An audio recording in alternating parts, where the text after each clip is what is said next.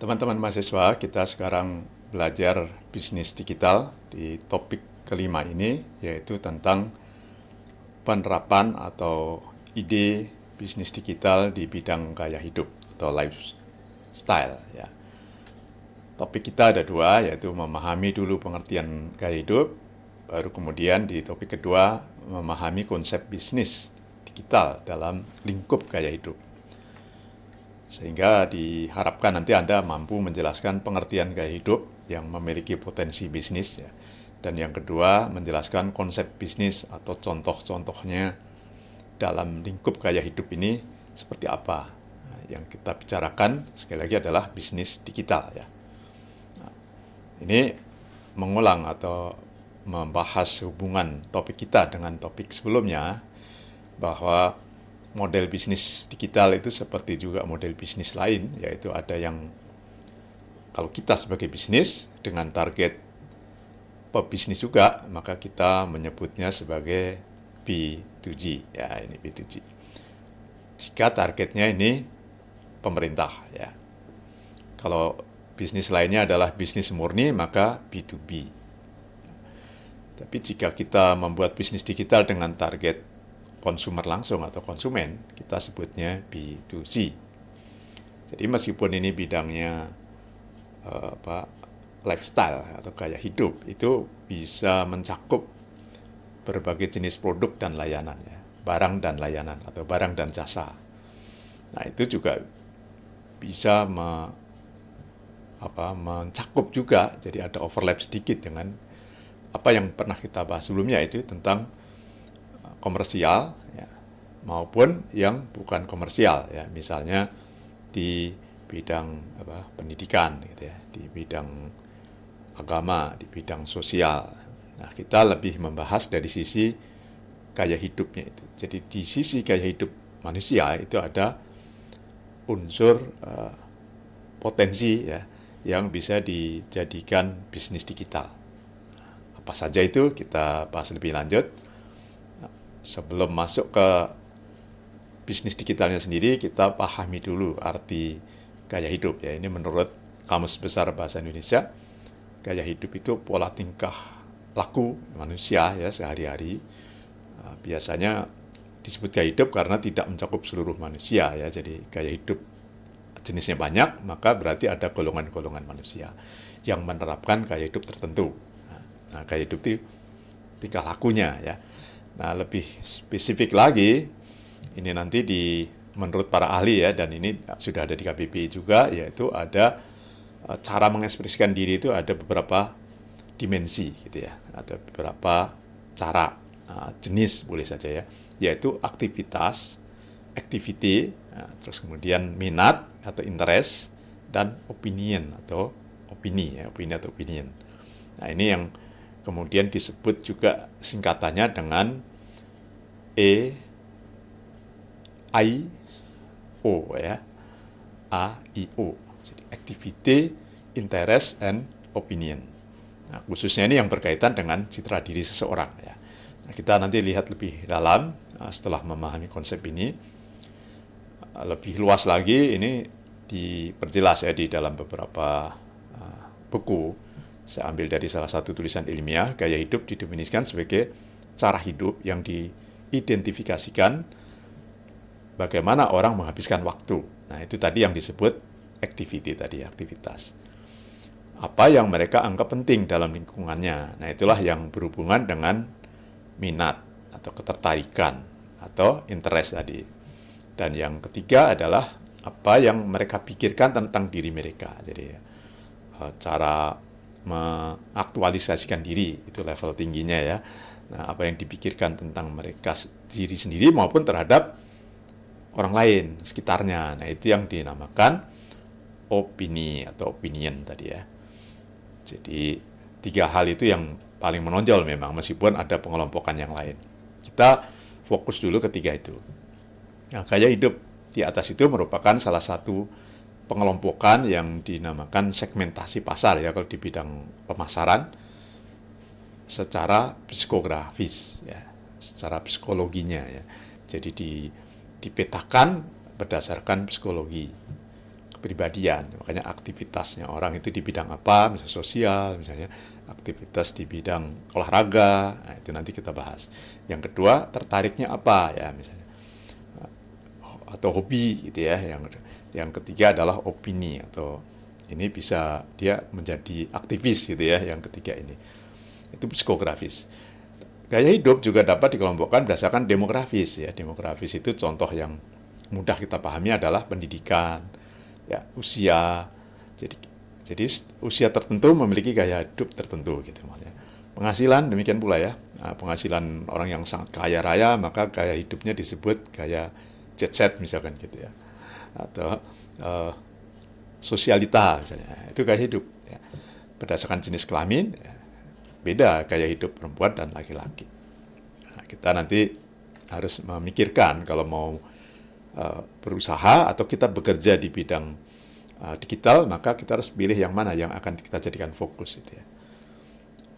Gaya hidup pada prinsipnya adalah bagaimana seorang menghabiskan waktu dan uangnya.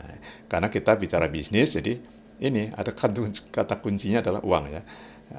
Mereka akan membeli apa, ingin dipuaskan atau dipenuhi kebutuhannya itu dalam hal apa. Terutama ini kita fokusnya nanti di digital ya. Kalau di dunia yang tidak digital ya misalnya menyediakan barang ya. Kalau orang yang gaya hidupnya memang suka belanja tertentu misalnya gitu ya. Atau suka bepergian, gaya hidupnya wisata. Atau suka kegiatan sosial atau aktivis di bidang keagamaan, dakwah, itu gaya hidup juga. Dalam pengertian bisnis ini kita anggap tidak gaya hidup ya. Gaya hidup dapat mempengaruhi perilaku seorang. Sehingga akhirnya menentukan pilihan konsumsi. Nah, ini karena kita bicara bisnis berarti apa yang dia pilih untuk dibeli itu akan dipengaruhi oleh gaya hidupnya. Gitu ya kira-kira. Lebih mudah dipahami nanti ada contoh ya. Nah, ahli marketing Philip Kotler mengatakan juga gaya hidup adalah pola hidup seorang yang diungkapkan dalam kegiatan, minat ya dan pendapat. Ini kurang koma ya. Jadi dalam kegiatan atau activity, minat, interest, dan pendapat atau opinion. Gaya hidup melukiskan keseluruhan orang. Jadi menggambarkan orang itu ya ketika berinteraksi dengan lingkungannya. Itu gaya hidup juga. Nah, untuk itu kita akan lebih mendalami lebih lanjut tentang 3 dimensi ini, yaitu E, I, dan O ya. Apa itu? Nah, activity atau aktivitas, interest atau minat, dan opinion atau opini. Nah, aktivitas itu contohnya ini yang ada yang sudah menguraikan seperti ini ya, pekerjaannya bidang apa, itu akan menunjukkan gaya hidupnya dia nanti kan terkait dengan aktivitas pekerjaannya atau hobinya ya. Misalkan orang yang hobi mancing, nah berarti kita harus menyediakan produk kalau targetnya orang yang punya hobi mancing itu produk-produk yang hubungannya dengan mancing gitu ya. Kalau digital apa, nah itu yang harus dipikirkan. Atau aktivitasnya memang hobinya belanja ya, belanja pindah-pindah mall misalnya gitu ya. Nah yang paling banyak itu kelihatan ya itu olahraga ya. Juga kegiatan sosial. Jadi ada orang yang gaya hidupnya memang lebih sering aktif di kegiatan sosial, itu gaya hidup. Kalau minat apa? Minat ini misalnya makanan ya, minat. Lebih ke kebutuhan lah ya, minat kebutuhan. Nah, kebutuhan yang paling pokok kan makanan, pakaian gitu ya. Dan yang sifatnya hiburan, misalnya bersama keluarga, acara-acara keluarga yang menarik. Nah, ini sangat berkaitan dengan rekreasi.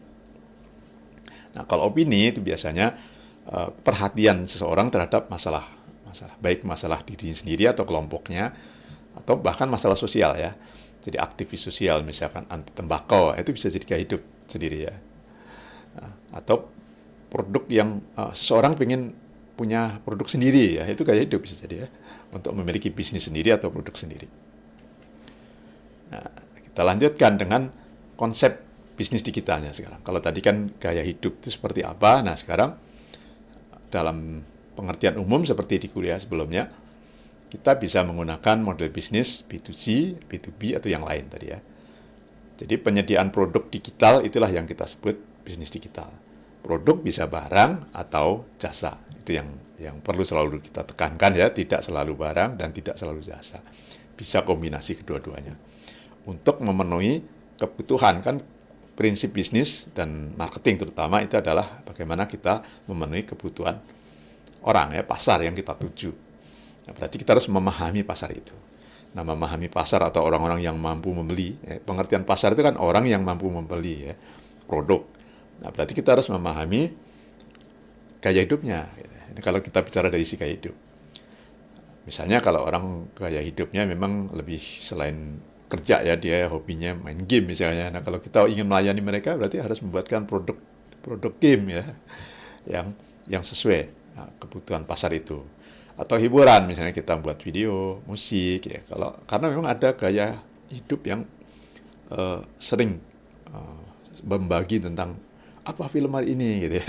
Apa lagu yang sedang ngetren ya, meskipun dia bukan pemain musik. Bahkan bisa gaya hidupnya memang pemusik ya, dia hobi musik, berarti produk digital yang berhubungan dengan musik yang kita tawarkan. Nah, kalau kita nawarkannya ke konsumer langsung, maka model bisnis kita adalah B2C, bisnis kita langsung dengan konsumer ya.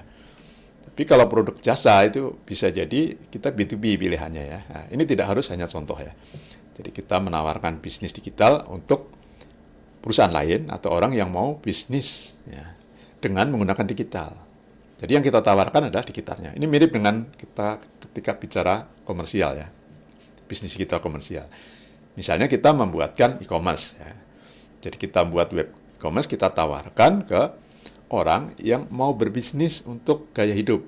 Nah, misalnya dia apa? Gaya hidup tentang pakaian, dia hanya membuat produk-produk pakaian tertentu ya untuk gaya hidup orang tertentu, misalkan sosialita yang kelas, atau orang yang aktivis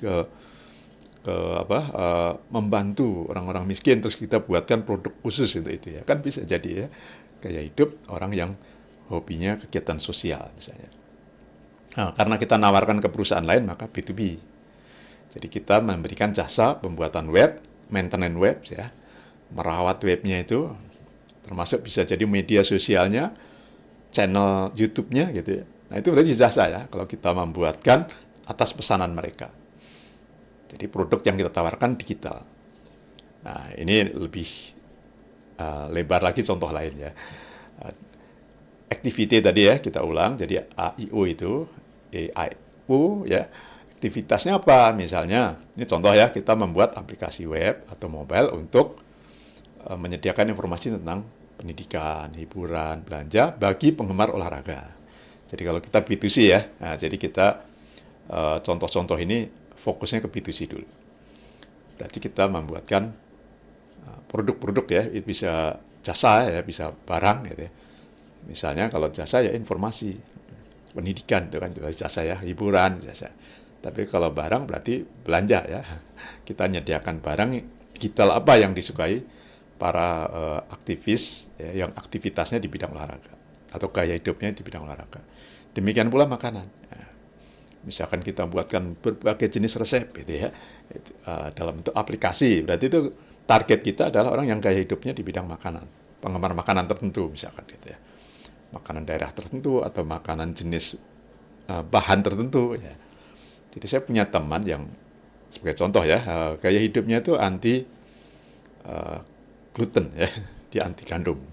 Maka dia sering bercerita ya, berbagi baik itu di media sosial, aktif di pertemuan-pertemuan, mencari ganti gandum ya. Sebagai contoh, dia produk-produk Indonesia dia ubah jadi mie ya. Misalnya yang bahannya itu sagu misalnya. Nah, itu kan gaya hidup ya, gaya hidup makanan dia. Sampai dia membuat beras dari sagu, mie dari sagu. Itu barang. Nah, kalau kita mau menyediakan barang digital apa gitu ya, kalau bukan barang fisiknya, kita bisnis kita digital kan, ya berarti buat webnya gitu ya, buat aplikasi web atau mobilenya. Atau yang lain ya, bisa jadi tadi ya, media sosialnya, membuatkan konten YouTube-nya, dan lain-lain. Nah, yang ketiga opinion, misalnya kita melayani orang yang kegiatannya atau gaya hidupnya di bidang sosial anti tembakau misalnya. Atau aktivitas mengajak banyak orang berwirausaha. Kan ada istilahnya ya, tangan di atas misalnya gitu ya. Nah, itu bisa menjadi ide kita untuk membuat produk, baik itu barang atau jasa ya, mungkin yang paling mudah itu jasa. Kalau kita tidak mampu mengembangkan aplikasi atau produk-produk digital ya. Kalau barang itu kan tidak harus aplikasi ya, bisa jadi dari video. Kita sudah buatkan video jadi, kita tawarkan. Gitu. Berarti barang. Tapi kalau kita melayani pembuatannya, hanya mendesainkan gitu ya, idenya dari mereka, ya berarti kita jasa. Memang itu agak mirip ya, agak mirip kalau di bidang digital. Nah, ini contoh yang pernah populer ya, mungkin sekarang masih ada ya, Shopback ya. Jadi Shopback itu startup di bidang gaya hidup. Apa gaya hidupnya? Belanja. Lalu apa yang ditawarkan oleh Shopback? Yaitu memberikan dia platform ya yang menghubungkan berbagai jenis e-commerce gitu ya. Baik e-commerce penjualan barang maupun penjualan tiket dan lain-lain. Jadi yang dia tawarkan adalah menyediakan informasi promo terbaru. Nah, kalau kita jadi usernya, berarti kita akan dapatkan cashback kalau kita belanja ya. Maka dinamakan Shopback mungkin dari kata cashback untuk shopping ya. Atau voucher dan lain-lain ya. Nah, cashback bisa juga ketika belanja bukan barang ya, misalnya untuk hiburan ya. Tiket hiburan maksud saya, tiket pesawat dan lain-lain. Atau makanan ya, restoran tertentu. Berarti ini Shopback ini gaya hidup belanja, tapi bisa juga menggarap gaya hidup yang lain, gaya hidup wisata, gaya hidup makanan gitu ya. Cuma fokusnya Shopback adalah gaya hidup belanja. Jadi kita perlu membedakan ya supaya punya khas gitu produk kita itu. Tidak selalu kita harus wirausaha ya teman-teman. Kalau mampu ya itu memang menarik. Kalau tidak, ketika kita bekerja di perusahaan ini, apa yang harus kita pikirkan gitu ya. Berarti itu target kuliah hari ini. Jadi memahami berbagai jenis gaya hidup, lalu produk digital apa yang akan kita tawarkan. Maka tugasnya, ini tugas latihan dasar ya. Coba Anda lihat di internet, contohnya tadi contohnya Shopback gitu ya. Cari contoh yang lain, kemudian coba Anda tiru. Pilih salah satu saja antara aktivitas atau minat atau opini atau kombinasinya silahkan saja ya, bebas. Lalu pilih pasarnya. Ini ilmu marketing kan. Kita harus mentarget siapa. Bisa dikelompokkan dari usia, kita target usia remaja gitu ya. Atau pendidikan, kita targetnya yang berpendidikan sarjana ke atas atau SLTA ke atas. Jenis kelamin, kita targetnya pilihan dan sebagainya. Kalau penghasilan berarti kita ambil kelas atas, orang kaya, atau kelas menengah ya, atau kelas bawah justru ya. Dan ini produknya apa yang mau kita tawarkan ya. Kalau belum menemukan ide, boleh meniru. Bisa barang atau jasa, dan kemudian aplikasinya apa. Kalau kita bicara digital ini kan salah satu toolsnya kan harus ada aplikasi gitu ya. Meskipun tidak harus ya. Salah satu, misalnya kita menawarkan aplikasi berarti web minimal ya, menggunakan WordPress misalkan ya, atau yang lain. Silakan pikirkan. Ini ide dulu, belum sampai membuat ya. Nah, karena baru ide bisnis, berarti gunakan tools, alat untuk menyusun bisnis ya. Salah satu yang terkenal adalah BMC, Business Model Canvas. Anda bisa gunakan ini.